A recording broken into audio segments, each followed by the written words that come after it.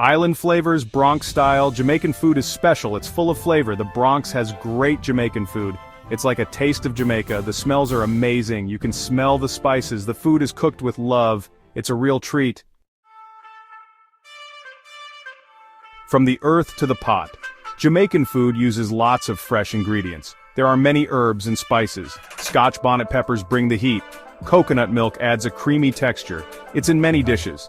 Jamaican food is healthy and delicious. Fire up the flavors. Jerk cooking is popular in Jamaica. It uses a special marinade. The marinade has allspice and Scotch bonnet. Meat is cooked slowly over fire. It creates a smoky flavor. Slow cooking is used for stews and curries. The flavors blend together. A symphony of taste. Jamaican food bursts with flavor. It's a mix of sweet, spicy, and savory. Pimento adds a unique taste. Jamaican food is a delight to the senses. The flavors are unforgettable. Fresh ingredients are key. They make the food taste authentic.